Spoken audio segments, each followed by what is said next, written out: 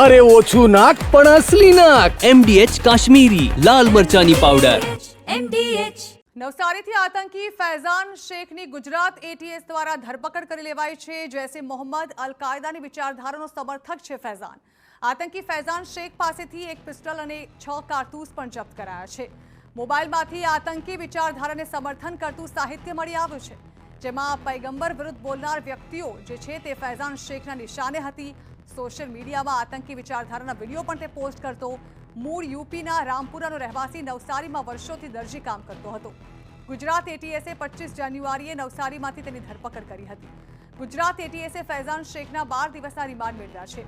ફૈઝાન કોની સાથે સંકળાયેલો હતો તે અંગે વધુ તપાસ હાથ ધરાઈ છે.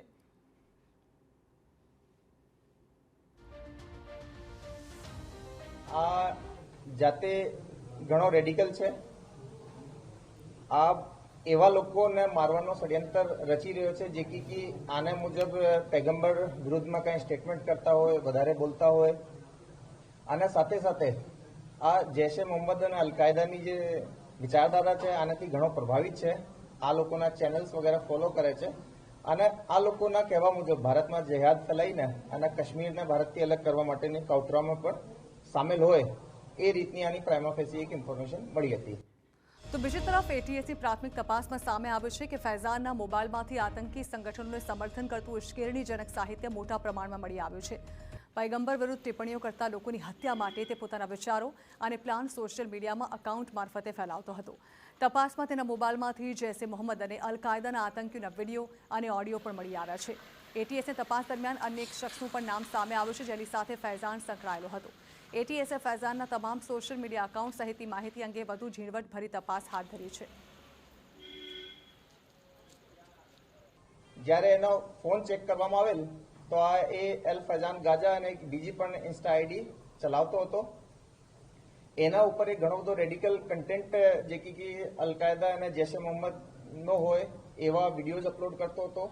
જે ઘણા બધા એવા ચેનલ્સ છે જે ખાસ કરીને હું કીધા કે જૈશે મોહમ્મદના જે ચેનલ છે જેમાં ખાસ કરીને મુફ્તી મસૂદ અઝહર છે, અબ્દુલ રૌફ છે, આને ઘણો બધો ફોલો કરતો હતો. આને વિચારધારાથી બહુ પ્રભાવિત હતો. આને કહેવાથી આ લોકો જૈશે મોહમ્મદ તરફથી કોઈ પણ ઇન્સ્ટ્રક્શન મળે તો એક વૃહદ જે ડિટેલ્ડ યા મોટા સ્કેલે અગર કોઈ જેહાદ હોય તો એની અંદર પણ જોડાવાની એની ઈચ્છાને એ ઓનલાઈને સમર્થન આપેલું હતું. 19 વર્ષીય ફૈઝાન નવસારીના ઝારાવાડ વિસ્તારમાં શૂટ સ્પેશિયાલિસ્ટ તરીકે કામ કરતો, જેની 25 જાન્યુઆરીએ ATSએ ધરપકડ કરી હતી. તે જ્યાં દરજી કામ કરતો હતો તે દરજી ઇસ્લામુદ્દીને જણાવ્યું કે તે છેલ્લા 3-4 વર્ષથી તેમના ત્યાં કામ કરે છે.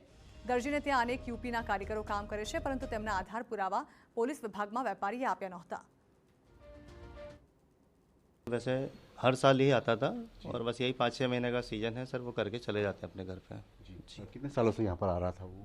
3-4 साल से आ रहा था. आपको यही पता करने वाले क्या करते हो आप, तो मैं कि सर हम टेलर का काम करते हैं जी. और यहाँ पे ये लोग भी मेरे साथ में ही काम करते हैं यहाँ पे जी. ऐसे सर जी. और यहाँ पर रहने वाले जो बच्चे होते हैं उनका रजिस्ट्रेशन वगैरह करवाते हो पुलिस में या नहीं कराते? ऐसा तो नहीं कराया सर. नहीं कराया. તો આમ નવસારીમાં ઝડપાયેલા આતંકી ફૈઝાન શેખની તપાસમાં મોટા આતંકી રેકેટનો પણ ખુલાસો થાય તેવી શક્યતાઓ જોવાઈ રહી છે.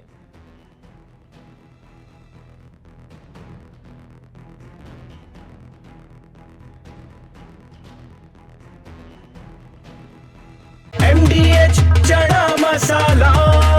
હવે છોલા હોય કે ચોળા, સફેદ ચણા હોય કે કાળા ચણા, બધું મજેદાર બનશે.